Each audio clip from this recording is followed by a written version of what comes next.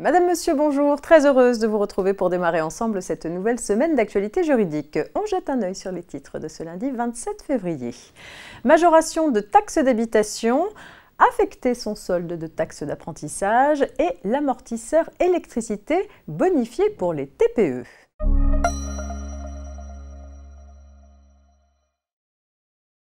La qualification de zones tendues, dans lesquelles s'applique la taxe sur les logements vacants, a été étendue à certaines communes touristiques. Corrélativement, la loi prévoit que dans ces zones, les communes peuvent voter une majoration de la nouvelle taxe d'habitation sur les résidences secondaires ou THRS de 5 à 60% de leur montant. Pour que cet élargissement puisse s'appliquer dès 2023, la loi a donné aux communes la possibilité de délibérer jusqu'au 28 février 2023. Le ministre Gabriel Attal a annoncé que la publication du décret donnant le nouveau zonage a pris du retard et ne sera publiée qu'à la fin du printemps. Par conséquent, la majoration de taxes d'habitation ne pourra s'appliquer qu'à compter de 2024, les communes ayant jusqu'au 1er octobre 2023 pour délibérer.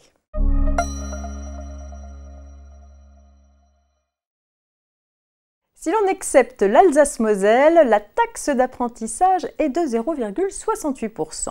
Elle se ventile entre une part principale de 0,59% et une fraction solde de 0,09%.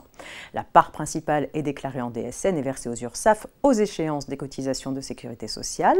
Le solde sera exigible et déclaré via la DSN d'avril 2023. Le recouvrement de la taxe d'apprentissage étant passé aux URSSAF, les entreprises ne peuvent plus faire de versement direct du 0,09% à des formations, écoles ou établissements au titre du financement de formations initiales technologiques et professionnelles et de l'insertion professionnelle. Mais elles vont pouvoir décider de l'affectation des fonds versés aux URSSAF au titre de ce solde en utilisant la plateforme de répartition Soltea. Soltea doit pleinement ouvrir à la fin du premier semestre 2023. Elle permettra aux employeurs de choisir les établissements bénéficiaires, leurs composantes ou les formations auxquelles ils souhaitent affecter des sommes au titre du solde de la taxe d'apprentissage et de suivre les virements correspondants qui seront effectués par la Caisse des dépôts et consignations.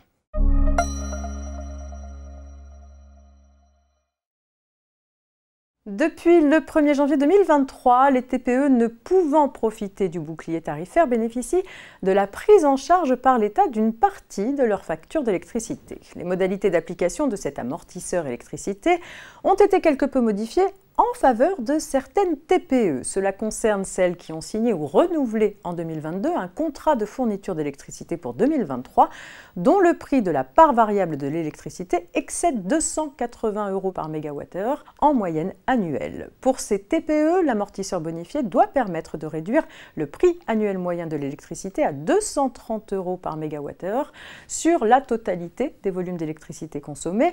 Par comparaison, pour les autres entreprises, l'amortisseur électricité permet de ramener le prix annuel moyen à 180 € par mégawattheure sur la moitié seulement des volumes d'électricité consommés.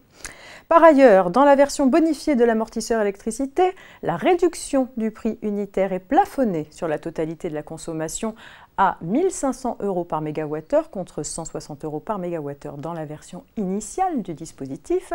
Le modèle d'attestation à transmettre aux fournisseurs d'électricité mis à disposition par le ministère de l'Économie a été modifié pour tenir compte de ces ajustements.